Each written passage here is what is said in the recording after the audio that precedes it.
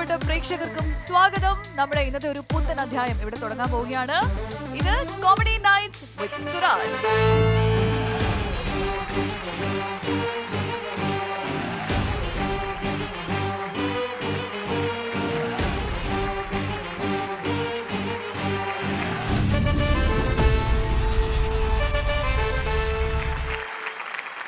Hi, നമസ്കാരം. എല്ലാവർക്കും സുഖമാണോ?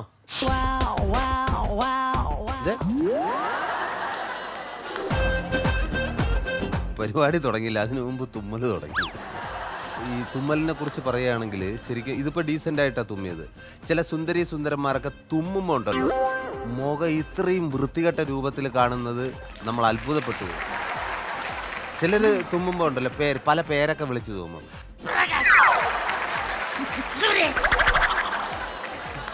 ചിലർ തുമ്മുന്നത് കാണാൻ രസമാണ്. കാരണം ഈ ഏരിയയിലുള്ള ഫുൾ ഓക്സിജനും അങ്ങ് പിടിച്ചങ്ങ് കയറ്റും. നമ്മൾ വിചാരിക്കും ഭൂകമ്പം ഉണ്ടാവും. ഇത്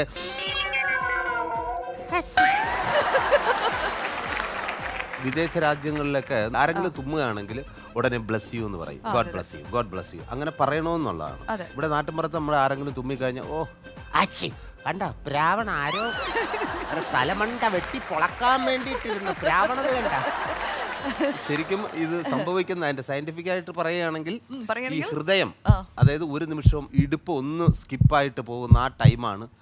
അപ്പോൾ അതുകൊണ്ട് പുനർജന്മം എന്നൊക്കെ പറയുന്നതുകൊണ്ടാണ് ബ്ലസ് യു എന്ന് പറയുന്നതെന്നാണ് എനിക്ക് തോന്നുന്നത്. അങ്ങനെയാണ് ഞാൻ കേട്ടിട്ടുള്ളത്. പക്ഷെ ഇത് പുനർജന്മമല്ല, ഇതിവിടെ പൊടിയടിച്ചിട്ട് തോന്നുന്നു.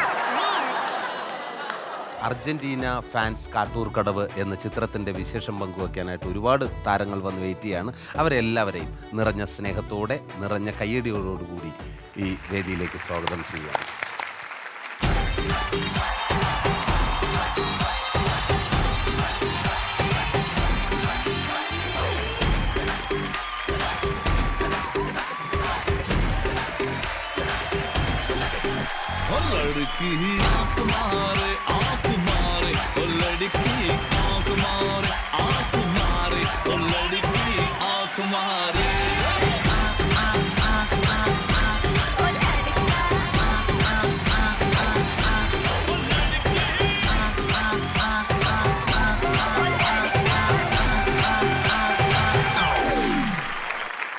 പറയൂ കാളിദാസ്, എന്തുണ്ട് വിശേഷങ്ങൾ?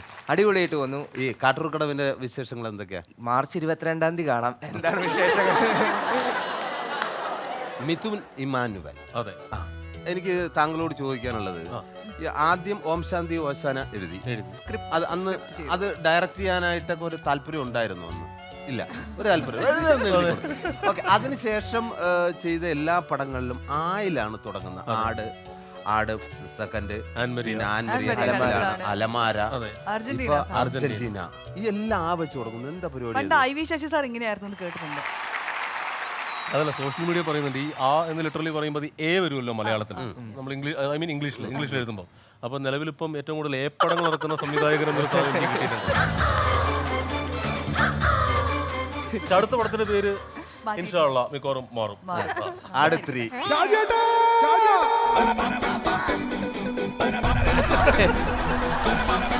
ഇതുവരെ ചെയ്തിരിക്കുന്ന എല്ലാ പടങ്ങളും ഹ്യൂമറിനാണ് പ്രാധാന്യം കൊടുത്തിരിക്കുന്നത്. കാട്ടൂർ കടവും അതുപോലെ ഹ്യൂമർ ടച്ച് ആണ്. കാട്ടൂർ കടവ് ആക്ച്വലി അശോകൻ തെരുവിൽ എന്ന് പറഞ്ഞ മലയാളത്തിലെ one of the prominent short story റൈറ്റേഴ്സിന്റെ ഒരു ചെറുകഥയായിരുന്നു മാതൃഭൂമിയിൽ വന്നത്. അപ്പം എനിക്കത് വായിച്ചപ്പോൾ തോന്നിയത് ഇങ്ങനെ മണ്ണിൽ ചവിട്ടി നിൽക്കുന്ന ഒരു സിനിമയില്ലേ.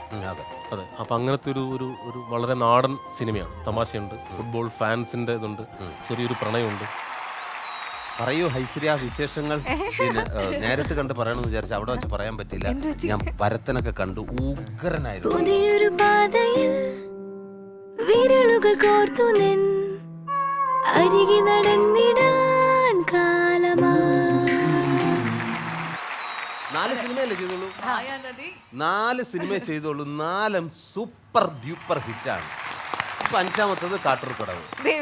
ഹേ മധുചന്ദ്രികെ, നീ വിരൽ തുമ്പിനാൽ നെഞ്ചിനുള്ളിലൊന്നു തൊട്ടുവോ?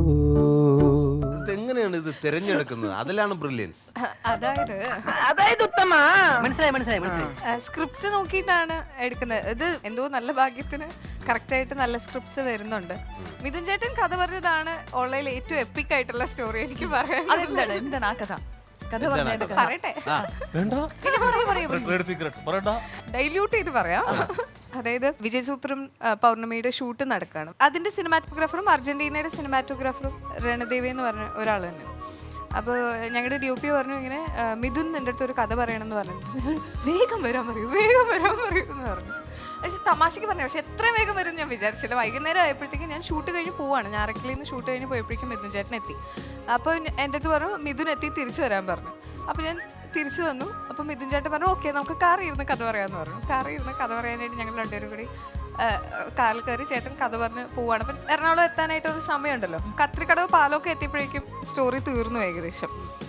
എന്നിട്ട് പുള്ളി അപ്പോൾ കാറിൽ നിന്ന് ഇറങ്ങി പോവാണ്. എന്നിട്ട് ഇങ്ങനെ ഓക്കെ ആക്ച്വലി അപ്പോൾ നമ്മൾ ചെയ്യല്ലേ. അപ്പം ഇങ്ങനെ ചേട്ടാ സ്ക്രിപ്റ്റ് ഓക്കെ ഓക്കെ നമ്മൾ ചെയ്യാൻ ശരി കഴിഞ്ഞ പരിപാടി. ഐശ്വര്യ ഡോക്ടറാണ് ഇപ്പോഴും. അതെ അതെ. ഡോക്ടറായിട്ട് നിൽക്കാനാണോ താല്പര്യം, അതോ സിനിമയിൽ സജീവമായിട്ട് ഇങ്ങനെ നിറഞ്ഞു നിൽക്കാനാണോ താല്പര്യം? അല്ല സിനിമ ഉള്ളിടത്തോളം ഐ മീൻ എനിക്ക് കിട്ടുന്നിടത്തോളം കാലം സിനിമ ചെയ്യാം. വേറെ ആർക്ക് സൂപ്പർ ഹിറ്റ് പടങ്ങളെല്ലാം ഐശ്വര്യയാണ്. അല്ല അന്ന് പറയണ്ടായിരുന്നു ഡെർമറ്റോളജിയിൽ സ്പെഷ്യലൈസ് ചെയ്യണം ആഗ്രഹം. അതൊക്കെ ഇപ്പോഴും ഉണ്ട് ആഗ്രഹം. ആഗ്രഹമൊക്കെ ഒരു 2 മാസമായിട്ടുള്ളൂ. മാറിയിട്ടില്ല. കാളിദാസൻ എങ്ങനെയാണ് കാട്ടൂർക്കടവിലേക്ക് എത്തിയത്? ഞാൻ എങ്ങനെയൊക്കെയോ എത്തിപ്പെട്ടു.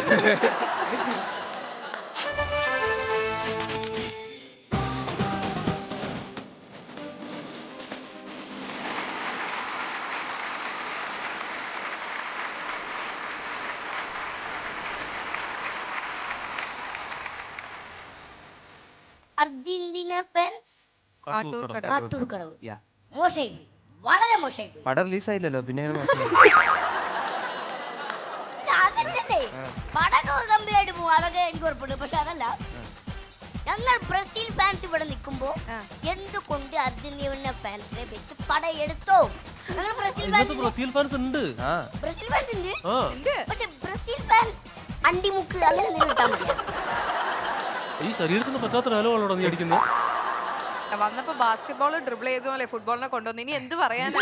നിങ്ങൾ എവിടുത്തെ ഏത് മുക്കിലെ ആളാന്ന് പറഞ്ഞ ബ്രസീലിന്റെ? അണ്ടിമുക്ക്.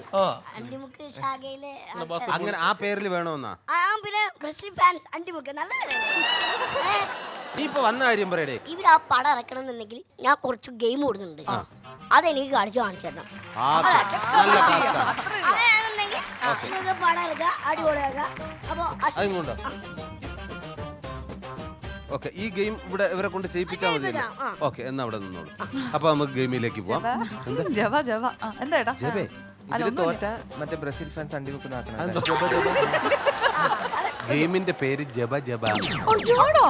ആണോ? എത്ര കൃത്യമായി ഈ കുട്ടി അത് പ്രഡിക്ട് ചെയ്തിരിക്കുന്നു. ജബ ജബ. ഗെയിമിനെ കുറിച്ച് പറയുകയാണെങ്കിൽ 30 സെക്കൻഡ് വീഡിയോ ഇവിടെ പ്ലേ ചെയ്യും. മ്യൂട്ടായിരിക്കും. നമുക്ക് 2 ടീമുകളായിരിക്കും. 2 ടീമായിട്ട് തിരിക്കണം. അശ്വതിയും കൂടെ ഇതിൽ കയറിക്കോളൂ. അശ്വതിയും മിഥുനും കൂടെ ഭയങ്കര ടീമായിരിക്കും. 30 സെക്കൻഡ് വീഡിയോ ഇവിടെ പ്ലേ ചെയ്യും. പാട്ട് മ്യൂട്ടായിരിക്കും. അത് ഒരാൾ കാണുക, ഒരാൾ ഓഡിയൻസിന് നോക്കി നിൽക്കുക. എന്നിട്ട് ഈ ഓഡിയൻസിനെ നോക്കി നിൽക്കുന്ന ആളുടെ മുമ്പേ ഇത് കണ്ട ആള് ആ ഡാൻസിന്റെ സ്റ്റെപ്പ് കാണിച്ചു കൊടുക്കണം. എന്നിട്ട് പാട്ട് ഏതാണെന്ന് ആ ഫ്രണ്ടിലിരിക്കുന്ന ആളെ കൊണ്ട് പറയിപ്പിക്കണം. 60 സെക്കൻഡാണ് കൗണ്ട് ഡൗൺ. 60 സെക്കൻഡ് നമ്മൾ ഡാൻസ് കളിച്ച് കൺവിൻസ് ചെയ്യണം. അതിന് അവരെ കൊണ്ട് പറയിപ്പിച്ചിരിക്കണം. ഏത് പാട്ടാണ്? ഞാനും ഇത് ചേട്ടനും ഒരു ടീം. ഓക്കെ ആയിക്കോട്ടെ. മിമിക്രി അല്ല കാണിക്കേണ്ടത്, ഡാൻസിന്റെ സ്റ്റെപ്പ്. ഒരു പക്ഷേ ഇങ്ങനെയാണെങ്കിൽ ലാലേട്ടനൊക്കെ ഇങ്ങനെയൊന്നും കാണിക്കാം. അങ്ങനൊന്നും കാണിക്കാൻ പാടില്ല. ആ സ്റ്റെപ്പ് മാത്രമേ കാണിക്കൂ. സ്റ്റെപ്പ് റിപ്പീറ്റ് ചെയ്ത് കാണിക്കാം. Yes. മൂവി അപ്പൊ ആക്ടറിനെ ഒന്ന് ഇമിറ്റേറ്റ് ചെയ്യാൻ പാടില്ല. ആദ്യം അവര് ടീമേ. ആദ്യം ഞാൻ ഗസ് ചെയ്യാം. ശരി. Ready play.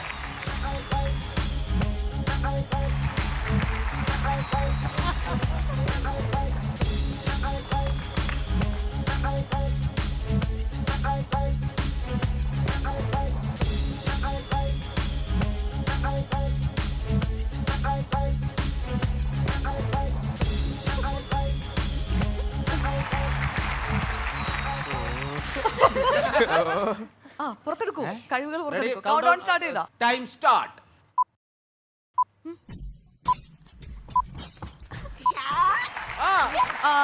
ലാലേട്ടൻ ഗാന്ധർവം മാസ്.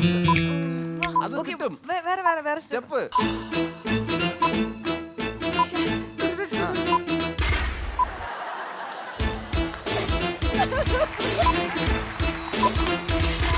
പോരട്ടെ.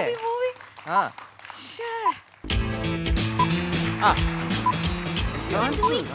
വേറെ വേറെ സ്റ്റെപ്പ് നീ ഇപ്പോൾ അതിൽ ക്രൂഷ്യൽ സ്റ്റെപ്പ് ഇട്ടിട്ടില്ല കളി. അതിൽ ക്രൂഷ്യൽ സ്റ്റെപ്പ് ഇട്ടിട്ടില്ല. അതെ ഇതൊക്കെ ഉണ്ട്. അതൊക്കെ ഉണ്ട്. കഴിഞ്ഞു ടൈം കഴിഞ്ഞു. ടൈം കഴിഞ്ഞു. ഇയാൾ എന്തൊക്കെയാണ് കണ്ണം കാണിച്ചു കൂട്ടിയെന്ന് ഇപ്പൊ അറിയാം.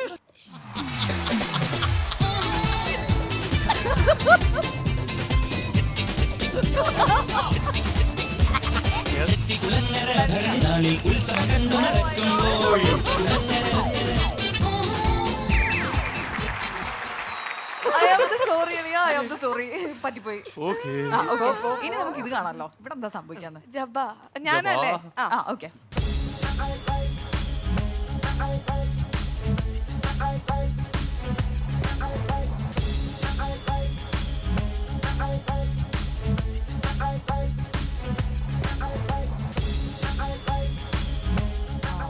ഇത് ഞാൻ സമ്മതിക്കില്ല. ഞാൻ പോവാ. ഇത് പറഞ്ഞില്ലെങ്കിൽ ഉണ്ടല്ലോ.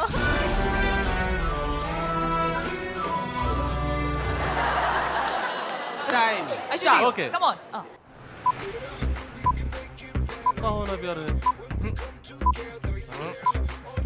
പാട്ട് പറയണം.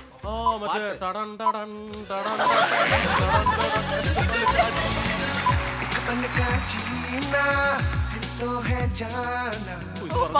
തോൽവിയായി പോയത്.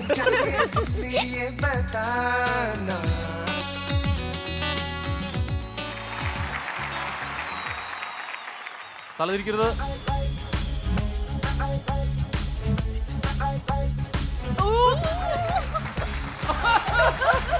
നോക്കരുത്.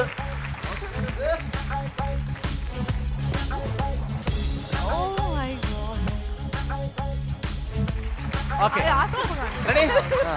അപ്പോ Come on, പരിപാടി ചെയ്യാൻ കഴിഞ്ഞിരിക്കുകയാണ്. പറ്റും. Ready. Time start now. Ready.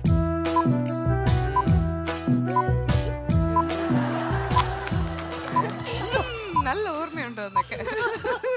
ഇതേതാ ഇങ്ങനെ പാട്ട്? ഇങ്ങനെ പാട്ട് ഞാൻ കണ്ടിട്ടില്ല. രണ്ടാമത്തെ സ്ഥാനം പഠിച്ചു. കണ്ടിട്ടേ ഇല്ലേ? കാണിച്ചു തന്നതിന്റെ പ്രശ്നം. കാണിച്ചതിൽ പഠിച്ചുപോയി. കാണിച്ചതിൽ പഠിച്ചതാ. പോട്ടെ. എനിക്ക് ഡാൻസ് അറിയില്ല. അപ്പയുടെ പാട്ടാണോ? ഷാർജ ഷാർജ. ആ മറ്റേ പാട്ട്. അയ്യോ ആ പാട്ടിന് അത് പാട്ടിന്റെ വരി അതിനകത്തുണ്ട്. സലാം സലാം. Okay, super.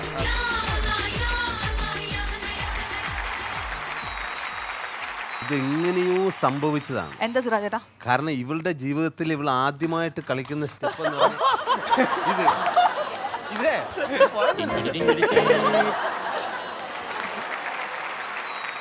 ഇപ്പൊ ഒന്നായിട്ട് നിൽക്കുകയാണേ രണ്ടുപേരും. പക്ഷേ ഇത് ഭയങ്കര എക്സൈറ്റിംഗ് ആണല്ലോ. അന്ന് ഇവിടെ തന്നെ കൂടിക്കോ.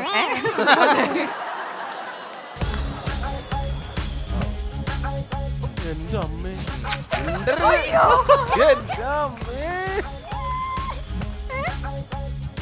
നീ ഇതെങ്ങനെ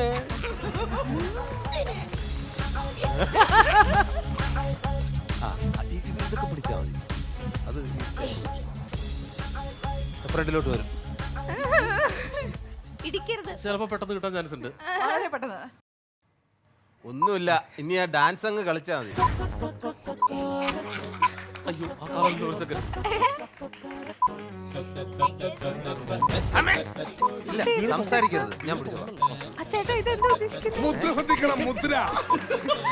എവിടെയോ എന്തോ ഒരു തകരാറ്.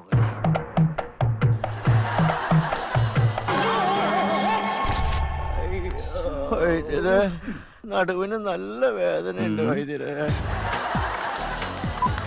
മറ്റേതും കൂടെ കാണിച്ചു കൊടുക്ക്. അതാദ്യം കാണിച്ചു. അതെന്താ ചേട്ടാ? വയലിൽ കളിക്കുന്ന മെഷീൻ. 9 സെക്കൻഡ്. അയ്യോ ഈസി.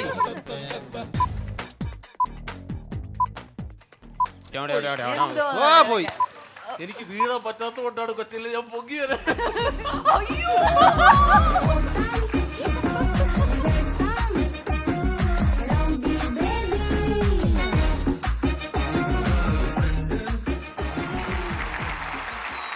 കയ്യായി, അതുകൊണ്ട് ഒരെണ്ണം കൂടെ തരും. 2 പേര് ഇവിടെ നിൽക്കുന്നു, 2 പേര് കാണുന്നു. രണ്ടുപേരും ഡാൻസ് ചെയ്ത് കൊടുക്കുന്ന ആദ്യം പറയുന്ന ആള്. ഓക്കെ ഓക്കെ ഓക്കെ ശരി. ആരാ കാണുന്നത്? ഞാൻ കാണാം. കാളിദാസായിരിക്കും ഗസ് ചെയ്യാൻ നല്ലത്. നമ്മൾ കളിച്ച് കാണിക്കണം.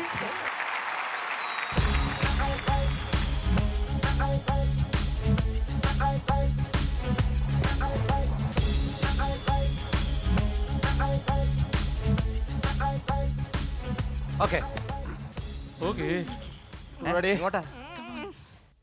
എനിക്ക് കിട്ടാൻ ചാൻസ് ഇല്ല, നോക്കാം. മിണ്ടരുത്. റെഡിയാണോ? തുടങ്ങി തുടങ്ങി. തുടങ്ങി കൗണ്ട് ഡൗൺ.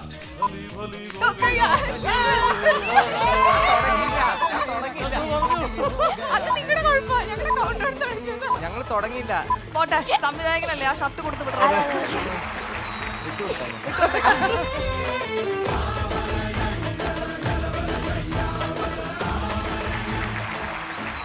വേറെ ആരൊക്കെയാണ് അതില് നടിച്ചിരിക്കുന്നത്? ഇവർ രണ്ടുപേര്, പിന്നെ നമ്മുടെ അനീഷ് ഗോപാൽ എന്ന് പറഞ്ഞ തീവണ്ടിയിൽ സഫറായിട്ട് വന്നൊരു പയ്യൻ, പിന്നെ അസീം ജമാൽ. ഈ 4 പേര് മാത്രമേ നിങ്ങൾ കണ്ടിട്ടുള്ള ആളുകളുണ്ടാവും. ഒരു 30ഓളം പുതിയ ആളുകളെ ഈ സിനിമയിൽ ക്യാമറയ്ക്ക് മുൻപിൽ അവതരിപ്പിക്കാൻ കഴിയുന്നു എന്നുള്ളതാണ് ഈ സിനിമയുടെ ഏറ്റവും വലിയ പ്രത്യേകത. വളരെ നല്ലതാണ്. കാരണം പുതുമുഖങ്ങൾക്ക്, പ്രത്യേകിച്ച് യങ്സ്റ്റേഴ്സിനൊക്കെ അവസരങ്ങൾ കൊടുക്കുക എന്ന് പറയുന്ന അങ്ങനെ ഒരു മാർക്ക് നിങ്ങൾക്കുണ്ട്. ഈ യങ്സ്റ്റേഴ്സിന്റെ സംവിധായകൻ എന്നുള്ള പേര് എന്താണ് അതിന്റെ ഒരു സീക്രട്ട്? അല്ല, ഒന്നുമില്ല. ഞാൻ പറഞ്ഞില്ല, ഈ കഥ ഭയങ്കര, ഞാൻ ഇതുവരെ അറ്റംപ്റ്റ് ചെയ്തിട്ടില്ലാത്ത തരം ഫ്രഷ് ഒരു കഥയാണ്. ആ ഒരു ഫ്രഷ്നെസ് സ്ക്രീനിലും കിട്ടിക്കോട്ടെ എന്ന് വിചാരിച്ചിട്ടാണ് നമ്മൾ അങ്ങനെ ഒരു തീരുമാനം എടുത്തത്. ഓക്കെ. ഉഗ്രം പാട്ടായിരുന്നു കേട്ടോ, പറയാതിരിക്കാൻ നിവൃത്തിയില്ല. ഗോപി സുന്ദർ 4 പാട്ടുകളുണ്ട്. പിന്നെ ബാക്ക്ഗ്രൗണ്ട് സ്കോറിലും പുള്ളി ഇടയ്ക്കിടയ്ക്ക് പാട്ട് കയറ്റുമല്ലോ, അത് കണിയറയിൽ നടക്കുന്നുണ്ട്. ലിറിക്സ് ഹരിനാരായൺ. ഇപ്പൊ കഴിഞ്ഞ ദിവസം അദ്ദേഹത്തിന് സ്റ്റേറ്റ് അവാർഡ് കിട്ടിയതേ ഉള്ളൂ. ഹരിനാരായണനാണ്. ഇതിന് നാണമില്ല. ഇവിടെ ഓർമ്മപ്പിക്കാൻ നമ്മൾ വിട്ട പാടുന്നില്ല. പിന്നെ അതിന്റെ ക്യാമറ കൈകാര്യം ചെയ്യുന്നത് രണധീവയാണ്. ഇപ്പോൾ വിജയ് സൂപ്പർ കഴിഞ്ഞു അദ്ദേഹത്തിന്റെ. പിന്നെ നിർമ്മാണം ആഷിഖ് ഉസ്മാനാണ്. ആഷിഖ് ഉസ്മാൻ പ്രൊഡക്ഷൻസിന്റെ ബാനറിൽ. കോ റൈറ്ററായിട്ട് എൻ്റെ കൂടെ ജോൺ മന്ത്രിക്കൽ എന്ന് പറഞ്ഞ ആനിമേരിക്ക് എഴുതിയ ഒരാളുണ്ട്. അപ്പോൾ അദ്ദേഹവും ഞാനും കൂടെയാണ് സ്ക്രിപ്റ്റ്. ഐശ്വര്യ മുമ്പ് മോഡലിംഗ് ഒക്കെ ആയിരുന്നു, അവിടെ നിന്നാണ് സിനിമയിലേക്ക് എത്തിയത്. ഡോക്ടർ പണിയാണോ മോഡലിംഗ് ആണോ, ഏതിനാണ് കൂടുതൽ ഇപ്പൊ ഇഷ്ട സിനിമയാണ്? ആണോ? അതെ, സത്യസന്ധമായിട്ട് പറയണല്ലോ. മോഡലിംഗിൽ നിന്നും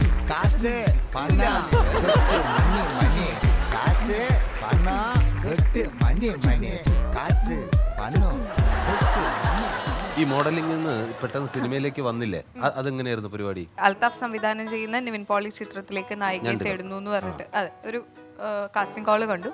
അതിലേക്ക് ഫോട്ടോസ് അയച്ചു. നെക്സ്റ്റ് ഡേ അൽതാഫിനെ മീറ്റ് ചെയ്തു. അൽതാഫ് എൻ്റെ അടുത്ത് ജസ്റ്റ് ഒരു സിനോപ്സിസ് പോലെ സ്റ്റോറിയുടെ പറഞ്ഞു. എന്നിട്ട് പറഞ്ഞു സ്ക്രിപ്റ്റ് തരാം, വായിച്ചു നോക്കൂ, ഇഷ്ടപ്പെടുകയാണെങ്കിൽ അഭിനയിക്കൂ എന്ന് പറഞ്ഞു. അപ്പം അങ്ങനെ ഒരു ഫ്രീഡം എനിക്ക് ആദ്യത്തെ പടം മുതൽ ഒരു പുള്ളിയും പുതിയതാണ്, ഞാനും പുതിയതാണ്, പക്ഷെ ആ ഒരു ഫ്രീഡം ആദ്യമേ കിട്ടി.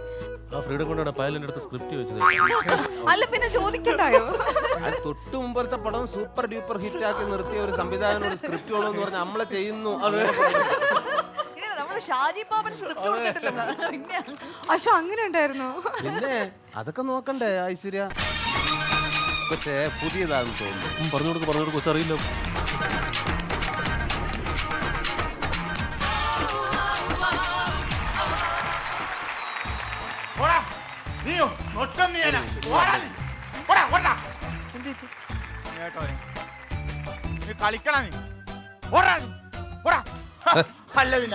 എന്ത് പ്രശ്നം എന്താ? ആരെങ്കിലും പറയുന്നു എന്നോ? ഇല്ല. എന്നാ പ്രശ്നം പറയാം. അതായത് ഞാൻ രാവിലെ ജംഗ്ഷനിൽ നിൽക്കുകയാണ്.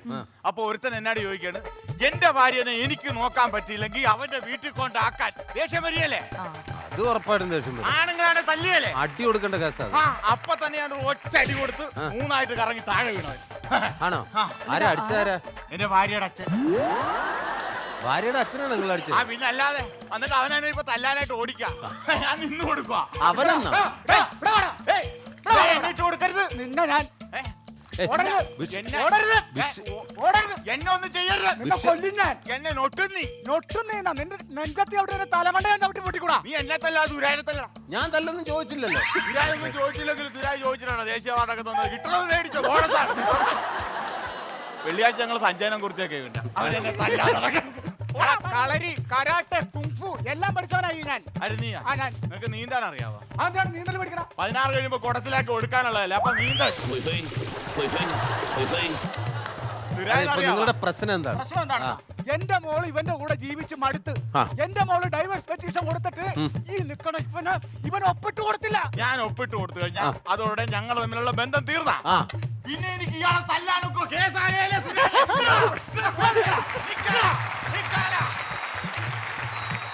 ഉള്ളത് പറഞ്ഞാൽ വെല്ലൂരുടെയും കുടുംബത്തിലെ പ്രശ്നങ്ങളിലേക്ക് എത്തി നോക്കുന്ന അത്ര ശരിയായ നടപടിയല്ല.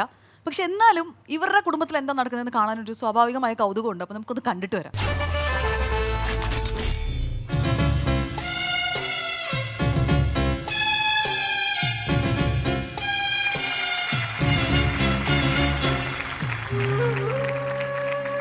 അങ്ങനെ ജോലി ചെയ്തുകൊണ്ടിരിക്കുന്ന മുതലാളിയുടെ കരവലയത്തിനുള്ളിൽ ഞാൻ അകപ്പെടുന്നു. തെറ്റാണ് ചെയ്യുന്നതെന്നറിയാം. വീണ്ടും വീണ്ടും മുതലാളിയുടെ കരവലയത്തിൽ എന്നെ നിർബന്ധിച്ചു കൊണ്ടിരിക്കുന്നു. ഞാൻ എന്ത് ചെയ്യണം? ആ മുതലാളിക്ക് അങ്ങനെ ഒരു ആഗ്രഹം ഉണ്ട്, സാധിച്ചു കൊടുക്കുന്നതല്ലേ നല്ലത്. എന്റെ ഡോക്ടറെ, കോഴിത്തരം കൊണ്ട് എന്റെ അടുത്തോട്ട് വരാൻ നിൽക്കരുത് കേട്ടാ. ഒരു കെട്ടിയോന് 2 മക്കളുള്ള ഒരു പതിവൃതിയായ സ്ത്രീയാ ഞാൻ. എടി ഗോൾ പോസ്റ്റിൽ ഗോളി ഉണ്ടെന്ന് പറഞ്ഞ് അങ്ങോട്ട് ആരെങ്കിലും ഗോൾ അടിക്കാതിരിക്കുവോ? ഡോക്ടറൊന്നും മിണ്ടാതിരുതേ. ഇനി ഡോക്ടർ എന്റെ അടുത്ത് ഇങ്ങനെ അഭ്യാസമായിട്ട് നടന്നിട്ടുണ്ടെങ്കിൽ ഞാൻ എന്റെ കെട്ടിയോനെ വിളിച്ചോണ്ട് വരും. പിന്നെ അയാൾ ഇവിടെ വന്നാൽ എന്നെ മൂക്കിക്കൂടെ കയറ്റി അങ്ങ് ഇറക്കും.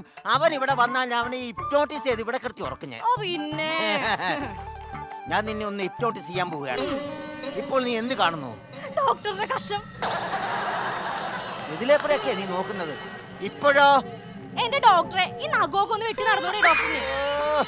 എന്റെ പൊന്നു മോളെ, ഞാൻ ഹിപ്നോട്ടിസം പഠിച്ചത്, അതൊന്ന് പ്രയോഗിച്ച് നോക്കട്ടെ പ്ലീസ്. സഹകരിക്കുന്നേ. ശരി. നീ ഉറങ്ങുകയാണ്. നീ ഉറങ്ങുകയാണ്. എന്നെ ഉറക്കണേക്കെ കൊള്ളാം. എഴുന്നേറ്റ് കഴിയുമ്പോ എനിക്ക് നല്ല ചൂട് കട്ടൻ കാപ്പി ഇട്ടിക്കൊള്ളാം. എന്ത് പണ്ടാരം വേണേലും ഞാൻ മാറ്റിത്തരാം. നീ ഇങ്ങോട്ടൊന്ന് മാറിയുന്നേ. നീ ഉറങ്ങുകയാണ്. നിന്റെ കണ്ണുകൾ ഇപ്പോൾ മയക്കത്തിന്റെ ലാലസ്യത്തിലേക്ക് വീണുകൊണ്ടിരിക്കുന്നു. നീ നിന്റെ പുറയിൽ കാണുന്ന ചേറിൽ കുത്തിയിരിക്കുന്നു. അങ്ങോട്ട് ഇരിക്കൂ. നീ ഉറങ്ങുന്നു. നീ ഉറക്കത്തിലേക്ക് വഴുതി വീഴുകയാണ്. വഴുതി വീഴൂ. കണ്ണുകൾ നല്ലപോലെ അടയട്ടെ. ഉറങ്ങി. നീ ഉറങ്ങി. ഉറങ്ങി. അത്ഭുതം. ഈ കൈ കൊണ്ട് ഞാനൊരു പെൺകുട്ടിയെ ഉറക്കിയിരിക്കുന്നു. ഈ സമയത്ത് ഇവിടെ മനസ്സിൽ എന്താ ഉള്ളതെന്ന് ചുമ്മാ നക്കിയെടുക്കാം. സിസിമോളെ, കെട്ടിയോണ്ട് പോയിട്ട് പിന്നെ വാണ്. ഭർത്താവും 2 കുട്ടികളുമുള്ള പതിവ്രതയായ ഭാര്യയല്ലേ? നിനക്കിപ്പോൾ പ്രായം 32 വയസ്സ്. പിന്നെ എനിക്ക് 48 വയസ്സായി. ഇവിടെ ജോലി കിട്ടാൻ വേണ്ടി ഞാൻ 38 പറഞ്ഞതാ. അവിടെ എന്നെ ചതിച്ചു. അപ്പൊ ഞാൻ ഈ പെടിമരത്തിനാണ് ഇത്ര നാളും വെള്ളം ഒഴിച്ചോണ്ടിരുന്നതല്ലേ? നീ കണ്ണു തുറക്കുകയാണ്. ഡോക്ടർ ആദ്യം പോയി ബാഗ് തുറക്ക്. ഡോക്ടറിന്റെ മേശക്കകത്ത് നിർത്ത കാശൊക്കെ ഞാൻ അവിടെ കൊണ്ടിട്ടേക്കണേ. അതും നീ ചെയ്തു അല്ലേ? നീ എണീറ്റടി. നിന്നെ എല്ലാത്തിനും കൂടി ഞാൻ അന്നേരം തരാം. നീ ഉണരുകയാണ്. എനിക്ക് ഉറക്കം വന്നു ഡോക്ടർ. ഞാൻ കുറച്ചു നേരം കൂടി ഉറങ്ങട്ടെ. എണീക്കാനല്ലേ പറഞ്ഞത്? ഒന്ന് പോയോ ഡോക്ടർ? ഒന്ന് എണീറ്റേ. എനിക്ക് ഉറക്കം വന്നു. എണീക്ക് കൊച്ചേ. ഞാൻ ഉറങ്ങട്ടെ. കൊച്ചേ എണീക്ക് പ്ലീസ്. ദയവ് ചെയ്തല്ല ആൾക്കാർ കണ്ട് അതും ഇതൊക്കെ പറയുന്നു. എണീര് പ്ലീസ്. എന്നാ എന്താ പരിപാടി? ഒന്ന് ഉറക്കുമായിരുന്നേ. ഉറങ്ങിക്കഴിഞ്ഞാൽ എളുപ്പമല്ലോ കാര്യം. എന്റെ പൊന്നു ചങ്ങാതി, അതല്ല. ഞാൻ ഹിപ്നോട്ടൈസ് ചെയ്ത് അവളെ ഒന്ന് ഉറക്കിയത്. ഇപ്പൊ അവൾ ഉണരുന്നില്ല. ചെയ്തതും പോരായിട്ട് നോട്ടീസും കൂടെ അടിക്ക് വന്നു. എടാ കിഴങ്ങ, ഞാനൊന്ന് ഹിപ്നോട്ടൈസ് ചെയ്ത് ഉറക്കിയതാ. ആണോ? ഞാൻ എന്ത് ചെയ്തിട്ട് അവൾ ഉണർന്നു വരുന്നില്ല. എളുപ്പ വഴിയുണ്ടോ? എന്താ അത്? ഈ പോലീസ് ആരടിക്കുന്ന പിസിലുണ്ടോ? ഉണ്ട്. അതെന്തിനാ? നീട്ടി ഒരു അടി അടിച്ചാൽ അത് റൈഡാന്നും പറഞ്ഞവൾ ഇപ്പൊ ഇവിടുന്ന് സ്ഥലം വിടും. പിന്നെ അല്ലല്ല, ഒരു കാര്യം പറഞ്ഞോട്ടെ. അവന്റെ ഡൈവോഴ്സ് കേസിൽ 2 പേര് പുറത്തു വന്ന് നിൽക്കൊണ്ട് അവരെ ഇങ്ങോട്ട് വിളിക്കട്ടെ. എടാ ഇതിന്റെ കൂടെ ഞാൻ അതെങ്ങനെ ട്രീറ്റ് ചെയ്യും? ഇതിനെ ഞാൻ നോക്കാം. നീ നോക്കണ്ട, ഞാൻ തന്നെ നോക്കണം. ഞാനല്ലേ ഉറക്കിയത്. എനിക്ക് ഉണർത്താൻ അറിയാം. ശരി, നീ അവരെ വിളിച്ചോണ്ട് പോവാ. ശരി, ഞാൻ അവളെ ഉണരുകയാണ്. ഇപ്പൊ ഏതായാലും അവര് വന്നിട്ട് ഉണർന്നാ മതി.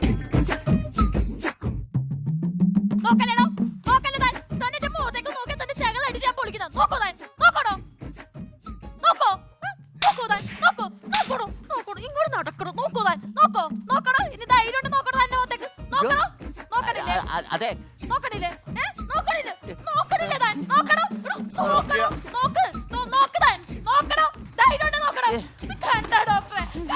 ഒരു പാവപ്പെട്ട പെണ്ണാണ് ഞാൻ. എനിക്ക് മതിയായി ഡോക്ടറെ. ശരിയാ, നീ പാവാണ്. നീ പാവമാണ്. അല്ല ഞാൻ നീ മിണ്ടരുത്. നീ ദുഷ്ടനാ. നീ മോള് പാവാ. എനിക്കൊന്ന് പറഞ്ഞു വെച്ചാൽ മിണ്ടരുത്. ശരിക്കല്ലടിക്ക് ഞാൻ. നീ പാവാണ്. ഡോക്ടറെ ഇങ്ങോട്ട് വാ. എനിക്ക് ഇവളിൽ നിന്ന് വിവാഹമോഹനം വേണം. വിവാഹമോചനം? അത് വേണം. അതാണ് ഉദ്ദേശം. അതാണ് ഉദ്ദേശിച്ചത്. മോനെ, ഈ ജീവിതം എന്ന് പറയുന്നുണ്ടല്ലോ, ഒരു പുഷ്പം പോലെയാണ്. ആണോ? ആ ഡോക്ടർ കല്യാണം കഴിച്ചിട്ടുണ്ടോ? ഇല്ല. പിന്നെ ഇത് പുഷ്പാണെന്നൊക്കെ എങ്ങനെ മനസ്സിലായി? വിഷമടിച്ചാൽ മരിക്കും നമുക്കറിയാലോ. പിന്നെ അത് കടിച്ചു നോക്കേണ്ട കാര്യമില്ലല്ലോ. നിങ്ങൾ ഏതായാലും അങ്ങോട്ട് ഇരിക്കും. അതെ, കാര്യങ്ങൾ എന്താണെന്ന് വ്യക്തമായിട്ട് അറിഞ്ഞാലേ ഉള്ളൂ എനിക്ക് ട്രീറ്റ്മെന്റ് ചെയ്യാൻ പറ്റുള്ളേ. എനിക്ക് പറയാനുണ്ട്, കുറച്ച് കാര്യങ്ങൾ പറയാനുണ്ട്. എന്താ പറയാനുള്ളത്? മനുഷ്യനില്ലേ, എന്നെ ട്യൂഷൻ പഠിപ്പിക്കാൻ വന്ന മാഷായിരുന്നു ഈ മനുഷ്യൻ. ട്യൂഷൻ പഠിപ്പിക്കുന്ന ഒരാളെയാണോ ഇയാളെന്നൊക്കെ കയറി വിളിക്കുന്നത്? മോശമല്ലേ അതൊക്കെ? എന്തായാലും സംഭവം എന്താന്ന് വെച്ചാൽ വിവരിക്കും, ഞാനത് കേൾക്കാം. സാറില്ലേ, ഈ സാറ് എന്റെ വീട്ടിൽ വന്നാണ് ട്യൂഷൻ പഠിപ്പിച്ചോണ്ടിരുന്നത്. അന്നൊരു നല്ല മഴയുള്ള ദിവസമായിരുന്നു. മഴയുള്ള മാസം ഏതാണ്? തുലാമാസം. നല്ല മഴയാണ് പറയുന്നത്. 1 മണിക്കൂറേ ക്ലാസ് ഉള്ളൂ. ഒറ്റ മണിക്കൂറേ ഉള്ളൂ. അത്രേ ഉള്ളായിരുന്നു. 1 മണിക്കൂർ കൊണ്ട് എന്നെ ഫിസിക്സ് പഠിപ്പിച്ച്, കെമിസ്ട്രി പഠിപ്പിച്ച്, ഒടുവിൽ ബയോളജി വരെയാണ് എന്നെ പഠിപ്പിച്ചത്. എന്റെ ജീവിതത്തിലെ മാത്തമാറ്റിക്സ് എല്ലാം നശിപ്പിച്ചത്. സത്യമാണത്. ഇവളൊന്ന് ഒച്ച വെച്ചിരുന്നെങ്കിൽ, ഒന്നുറക്കെ കരഞ്ഞിരുന്നെങ്കിൽ ഞാൻ ഉണർന്നേനെ മാധവൻകുട്ടി. അതെന്താ ഒച്ച വെക്കാതിരുന്നത്? ഒച്ച വെച്ച് കഴിഞ്ഞാലില്ലേ ഈ സാറ് ക്ലാസ്സിൽ നിന്നില്ല പുറത്താക്കും. അത് കൂടാണ്ടില്ലേ ഡിറ്റേഷൻ എഴുതിപ്പിക്കും. ഇതൊക്കെ കാര്യങ്ങൾ നമുക്ക് സംസാരിക്കണമല്ലോ. ആയിക്കോട്ടെ, ഇരിക്കെ.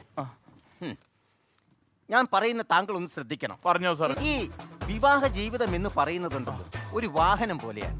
കറക്റ്റാണ്. അതിന്റെ ടയറുകളാണ് നമ്മൾ എല്ലാവരും. കറക്റ്റാണ് സാർ പറഞ്ഞത്. ഒരു വാഹനത്തിന് 4 ടയറാണ്. തീർച്ചയായിട്ടും. ഒരു ടയർ ഞാനാണ്. ഓക്കെ. ഒരു ടയർ ഇവളാണ്.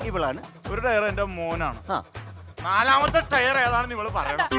അത് ഇവളെ കൊണ്ട് പറയിപ്പിക്കാം. ഇതാണ് അവസ്ഥ. എടാ, ഞാൻ ഉദ്ദേശിച്ച ഓട്ടോറിക്ഷയാണ്. ഇങ്ങനെ ട്രെയിൻ ഉദ്ദേശിക്കാൻ എന്റെ ഭാഗ്യം. നിങ്ങൾക്ക് നിങ്ങളുടെ ഭാര്യ സംശയമാണ്. സാറേ, സംശയമല്ല, ഷായില്ലേ, ശശാങ്കന്റെ ഷായാണ്. അക്ഷരം കിട്ടിയല്ലേ എനിക്ക്, അതാണ് സംഭവം പിടി കിട്ടിയ. എന്തത്? ശശി എന്നാണ് എന്റെ പേര്. അതിൽ 2 ഷായ ഉണ്ട്. അത് പറ്റിയല്ല. ശശാങ്കൻ 3 ഷായുള്ള ശശാങ്കന്റെ ഷാ ഇറക്കിക്കൊണ്ടുവന്ന് സംശയിക്കട്ടെ ഇവളാ. നിങ്ങളുടെ ജീവിതത്തിൽ എനിക്കിപ്പോ മനസ്സിലായത് നിങ്ങളുടെ ഭാഗത്താണ് കുഴപ്പം. എന്റെ സാറേ, കുഴപ്പം അല്ലാതെ കുഴപ്പമല്ല. കുട്ടപ്പന്റെ എന്താണ് തിരുത്തി കൊടുക്കാത്ത നീ?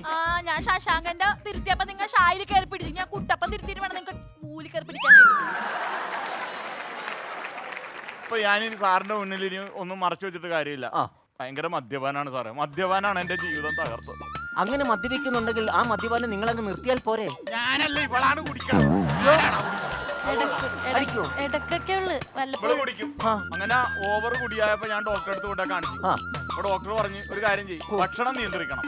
ഒരു നേരം ഒരു ദിവസം ചോറ് തിന്നോളാൻ പറഞ്ഞു. അപ്പൊ വേണമെങ്കിൽ ചോറിന്റെ കൂടെ ഒരു പെക്ക് അടിച്ചോളാൻ പറഞ്ഞു. എന്നാ പിന്നെ അതങ്ങ് പരീക്ഷിച്ചാ പോരായിരുന്നോ? അത് പരീക്ഷിച്ച്. അപ്പൊ അവള് 24 മണിക്കൂറും ചോറ് തിന്നുകയാണ്. കുപ്പി വരയ്ക്കേണ്ട ഊപ്പാട് വന്ന് അറിയാവോ? അപ്പൊ ചുരുക്കി പറഞ്ഞാൽ അരി വാങ്ങിക്കുന്നതിനേക്കാളും കൂടുതൽ ഇപ്പൊ കുപ്പിയാണ് നിങ്ങളുടെ വീട്ടിൽ വാങ്ങിക്കുന്നത്. ഈ ജീവിതം എങ്ങനെ മുമ്പോട്ട് പോകും? എനിക്കറിയാൻ പാടില്ല. ഇങ്ങനെ പോവുകയാണ് സാറേ. എനിക്ക് ഇനി ഒന്നും തീരുമാനിക്കാനില്ല. എനിക്ക് അയാളോട് ജീവിക്കാൻ പറ്റൂല. എനിക്ക് ജീവിക്കാൻ പറ്റില്ല. ഡിവോഴ്സ് വേണം. എനിക്ക് ഡിവോഴ്സ് വേണം. എനിക്ക് വേണം. തനിക്ക് തരാൻ വേണ്ടി നമ്മൾ ഇവിടെ വന്നേ. വിഹാനമോഹനം എനിക്ക് മേടിക്കണം. എന്താ പറയണ? എന്താണ് തല്ലണത്? എനിക്ക് ഞാൻ തല്ലടില്ലല്ലോ. ആടിനെ തന്നെ മുന്നിട്ട് തല്ലണം കണ്ടില്ല. ഇതാണ് എന്റെ കൈയൊക്കെ വേദന എടുക്കണോ?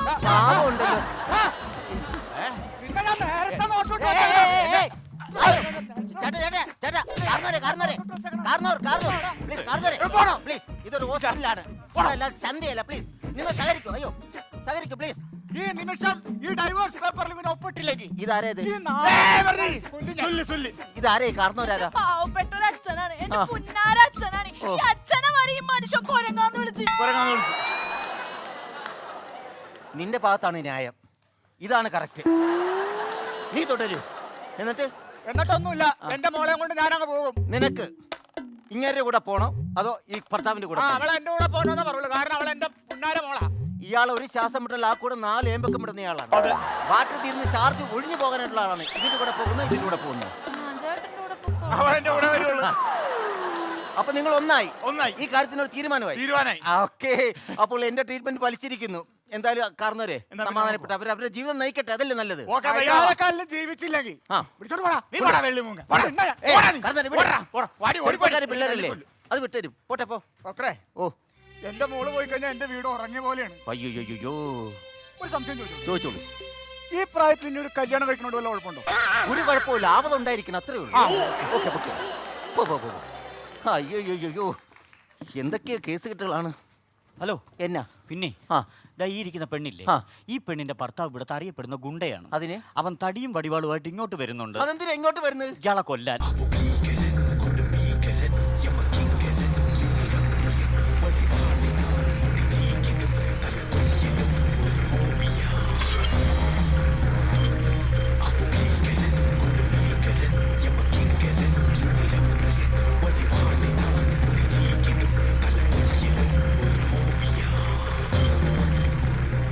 ഓരോ മണിക്കൂർ ഇടവിട്ട് എന്നെ വിളിച്ചുകൊണ്ടിരുന്ന എന്റെ ഭാര്യ 3 മണിക്കൂറായിട്ട് എന്നെ ഇതുവരെ വിളിച്ചിട്ടില്ല. എന്താണ് കാര്യം എനിക്ക് ഇപ്പൊ അറിയണം. പറയാം. ഒരു അബദ്ധം പറ്റിപ്പോയി. എന്താണ്? ഞാൻ ഹിപ്നോട്ടൈസ് ചെയ്ത് ഈ കൊച്ചിനെ ഒന്ന് ഉറക്കിയതാ. പക്ഷെ ഉണരുന്നില്ല. ഞാൻ എന്തോരം പണിപെട്ടിട്ട് ഈ പെണ്ണ് ഉറങ്ങി പറ്റുന്നില്ല. എന്റെ ഭാര്യ ഉറക്കിയെന്നോ? അതെ. കഴിഞ്ഞ ഓണത്തിന് കൈപ്പഴ കുഞ്ഞപ്പന്റെ കയ്യറുത്തപ്പോ കട്ട ചോരയ മുഖത്ത് തെറിച്ചു. ഒന്നും ചെയ്യരുത്, കുത്തരുത്. ഞാൻ വേറെ നല്ല ഡോക്ടറെ കാണിച്ച് ട്രീറ്റ്മെന്റ് ചെയ്ത് ഉണർത്തി നിങ്ങളുടെ വീട്ടിൽ കൊണ്ടുപോയാക്കാം. പോരെ? അയ്യോ, ഉണർത്തരുത്. കാശ് എത്ര വേണേലും ഞാൻ അങ്ങോട്ട് തരാം. ഞാനൊന്ന് സമാധാനത്തോടെ ജീവിച്ചോട്ടെ.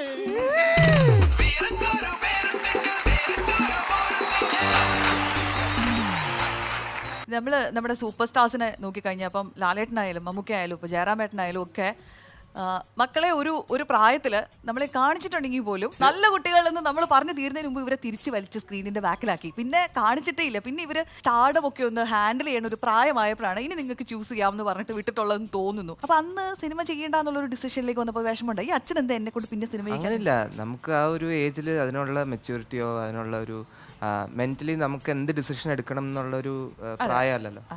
ഇപ്പൊ എനിക്ക് ഇൻട്രസ്റ്റ് ഉള്ള ഫീൽഡ് ഇതാണ്, എന്റെ പാഷൻ ഇതാണ്. അങ്ങനെയാണ് വന്നത്. അല്ലാതെ വീട്ടിൽ മാറ്റി നിർത്തിയത് റൈറ്റ് ഡിസിഷൻ ആയിരുന്നു തോന്നിയിട്ടുണ്ടോ? നന്നായി തോന്നി. പഠിക്കാനുള്ള സമയം കിട്ടി, സിനിമ പഠിക്കാനുള്ള സമയം കിട്ടിയെങ്കിലും നന്നായി പഠിച്ചില്ല. തമിഴിലും ചെയ്തു, മലയാളത്തിലും ചെയ്തു. ഏതാണ് ശരിക്കും? എനിക്ക് വലിയ ഡിഫറൻസ് ഒന്നും സംഭവിച്ചില്ല. ആകെ ലാംഗ്വേജ് മാത്രമേ ഡിഫറൻസ് ഉള്ളൂ. അത് കൂടുതലും തമിഴ്നാട്ടിൽ ജീവിച്ചുകൊണ്ട് അതാണ്. തമിഴ് പറയാൻ കുറച്ചും കൂടെ ഈസിയാണ്. മിഥുൻ ചേട്ടൻ മലയാളം ഓക്കെയാണോ? അതെ. ഇവിടെ എല്ലാവരും പ്രതീക്ഷിച്ചിരിക്കുന്നത് കാട്ടൂർക്കടവിന്റെ വിശേഷം, അതിലുപരി നമ്മുടെ കാളിദാസന്റെ ഒരു മിമിക്രിയും കൂടെ കേൾക്കാൻ ആഗ്രഹിച്ചിരിക്കുകയാണ്. തൊണ്ടയെന്ന് പറയാം. മൂക്കടഞ്ഞിരിക്കുമ്പോൾ പറ്റുന്ന വിജയുടെ സൗണ്ട്.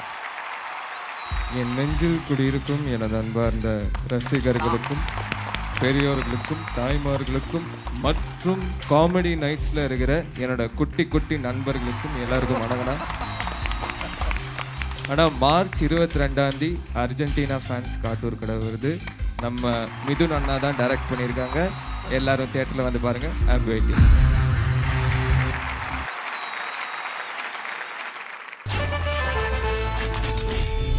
സോഷ്യൽ മീഡിയയിലൂടെ സൂപ്പർ സ്റ്റാർ ആയി മാറിയിട്ടുള്ള ഒരാളെയാണ് നമ്മൾ ഇനി കാണാൻ പോകുന്നത്. നമ്മുടെ സ്റ്റാർ ഓൺലൈൻ എന്ന സെഗ്മെന്റിലൂടെ ഇദ്ദേഹം ഒരു സ്റ്റാർ ആണ്, ഇദ്ദേഹം ഒരു RJ ആണ്, നല്ലൊരു റൈറ്റർ ആണ്, ഒരു ട്രാവൽ വ്ളോഗർ ആണ്, നല്ലൊരു നടനാണ്, ഒരു മോട്ടിവേഷണൽ സ്പീക്കർ ആണ്. അപ്പൊ അങ്ങനെയൊക്കെ നമ്മുടെ സോഷ്യൽ മീഡിയയിൽ തരംഗമായി മാറിക്കഴിഞ്ഞ ജോസഫ് അന്നംകുട്ടിയാണ് നമ്മുടെ ഈ വേദിയിലേക്ക് വരാൻ പോകുന്നത്.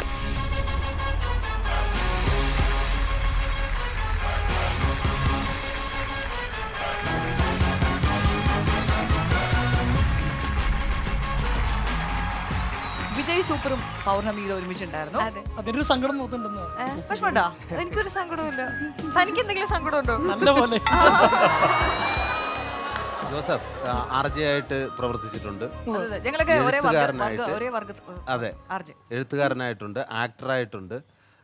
ഇതില് ഏതാണ് നിങ്ങൾക്ക് ഏറ്റവും സന്തോഷം? എനിക്ക് ഏറ്റവും സന്തോഷം ഒരു സ്റ്റേജിൽ നിന്ന് സംസാരിക്കുന്നതാണ്. ഇതൊന്നുമല്ല. അപ്പൊ ഇപ്പോഴാണ് ഏറ്റവും സന്തോഷം. സംസാരിച്ചു. ഞാൻ പഠിച്ചത് MBA ആണ്. വേറെ ജോലിയൊക്കെ ചെയ്തോണ്ടിരിക്കുകയായിരുന്നു. പിന്നെ സെയിം പിഞ്ച്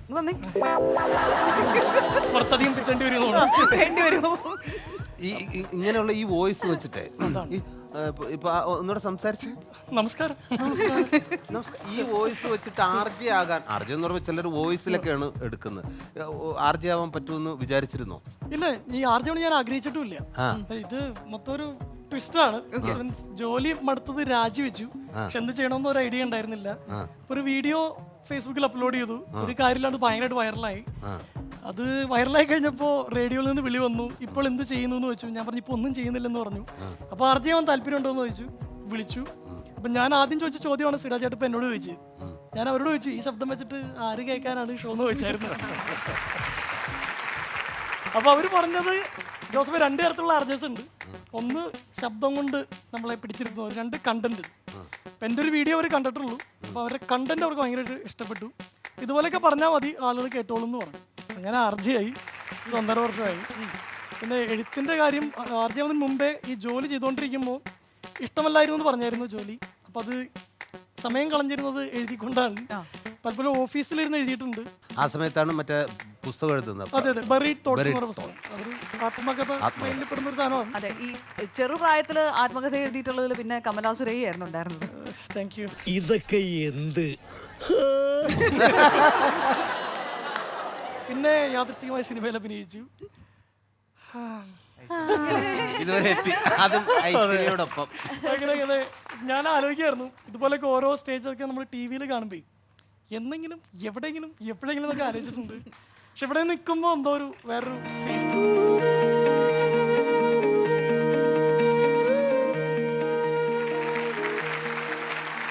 എനിക്ക് തോന്നുന്നു ജോസഫിന്റെ കുറെ വീഡിയോസ് ഇതുപോലെ വൈറലായിട്ടുള്ളത്. ഒന്ന് ആദ്യം അമ്മയെ കുറിച്ച് സംസാരിച്ച, അതാണ് ഭയങ്കര ഒരു മൂവ് ഉണ്ടാക്കിയത്. അതുപോലെ തന്നെ ഈ അടുത്ത കാലത്ത് സെന്റ് തെരേസാസിൽ പോയിട്ട് ആർത്തവത്തെ കുറിച്ച് സ്ത്രീകളോട് സംസാരിക്കുന്ന ഒരു സിറ്റുവേഷൻ, ഒരു പുരുഷൻ സംസാരിക്കും. സാധാരണ ഒരു ബോയ്സും അഡ്രസ് ചെയ്യാത്ത അല്ലെങ്കിൽ ഒഴിഞ്ഞു മാറി പോകുന്ന ഒരു സബ്ജക്റ്റ് ആണിത്. How dare U.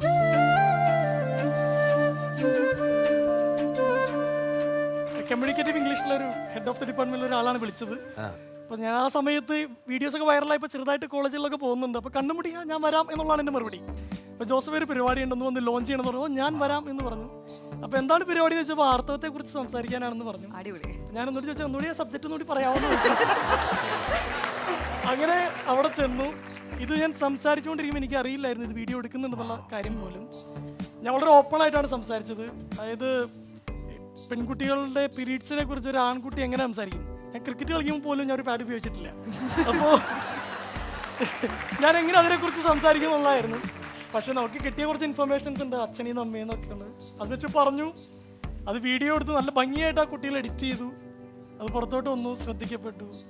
എല്ലാം യാദൃശ്ചികമാണ്. സെന്റ് തെരേസാസിൽ വേറെ എന്തെങ്കിലും പരിപാടി ഉണ്ടെങ്കിൽ ഞാനും സുരാജേട്ടനും വരും കേട്ടോ. ഞങ്ങൾ എപ്പോഴും റെഡിയാണ്.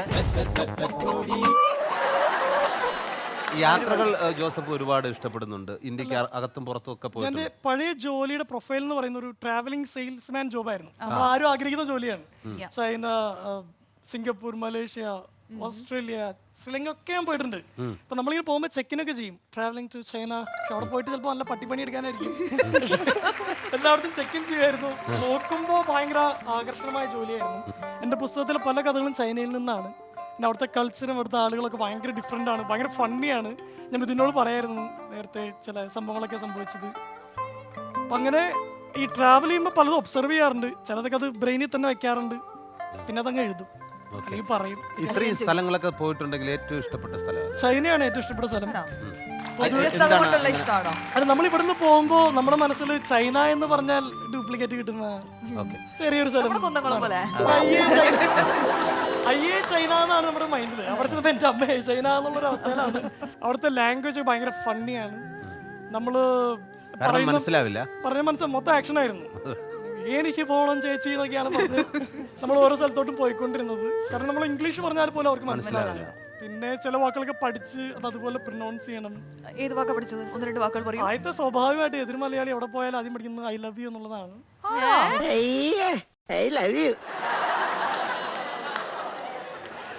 വോ ഐനി എന്നുള്ളതാണ് ഐ ലവ് യു എന്നുള്ളതിന്. ഏതൊരു വോ ഐനി. പിന്നെ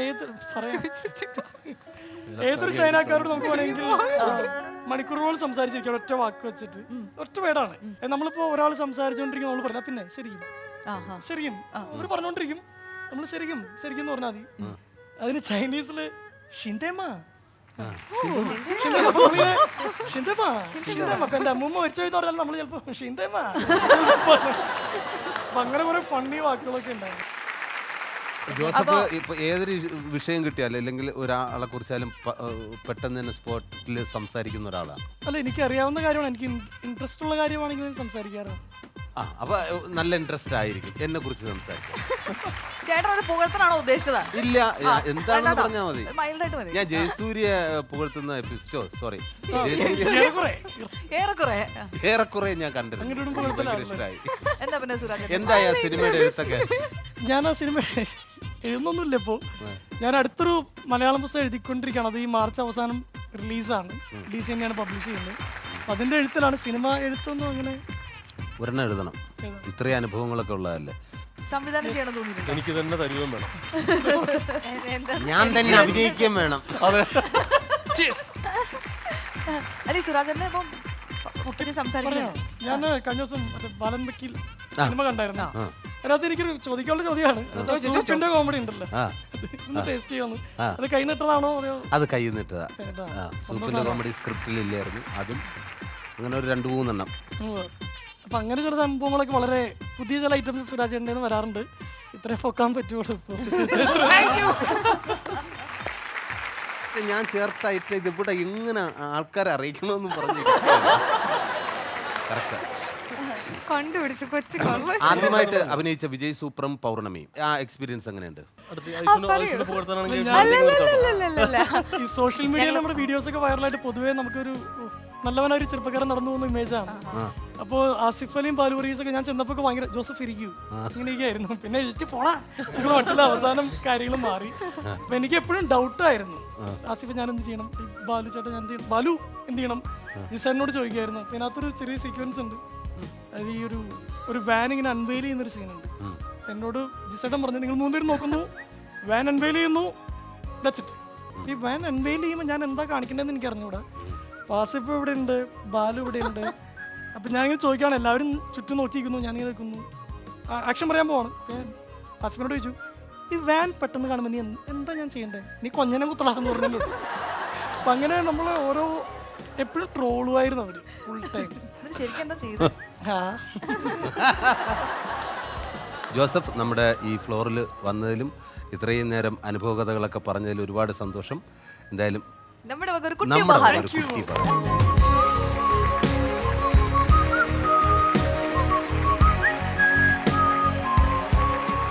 കോമഡി നൈറ്റ്സിന്റെ ഈ 10th എപ്പിസോഡ് വൈൻഡ് അപ്പ് ചെയ്യാനുള്ള ഉത്തരവാദിത്തം എൻ്റെ തലയിലാണ്. അതെ, കുറച്ചു കാലമായിട്ട് ഇങ്ങനെ മോട്ടിവേഷണൽ സ്പീക്കർ എന്നുള്ളൊരു തെറ്റിദ്ധാരണയിൽ ഞാനിങ്ങനെ അകപ്പെട്ടിരിക്കുകയായിരുന്നു. ഒന്ന് മനസ്സ് തുറക്കാൻ കിട്ടിയ ഒരു അവസരമാണ് ഇന്നത്തെ ദിവസം. Thanks a lot. ഇന്ന് ഇവിടെ നിൽക്കുമ്പോൾ ഞാൻ ഒരു കടുത്ത അർജന്റീന ആരാധകനാണ്. അപ്പോൾ അർജന്റീന ഫാൻസ് കാട്ടൂർക്കടവിൻ്റെ ടീം കൂടെ ഉണ്ട്. അപ്പോൾ അതിൻ്റെ ഒരു സന്തോഷമുണ്ട്. അപ്പോൾ നിങ്ങളെല്ലാവരും ഈ എപ്പിസോഡ് എൻജോയ് ചെയ്തു എന്ന് വിശ്വസിക്കുന്നു. See you soon.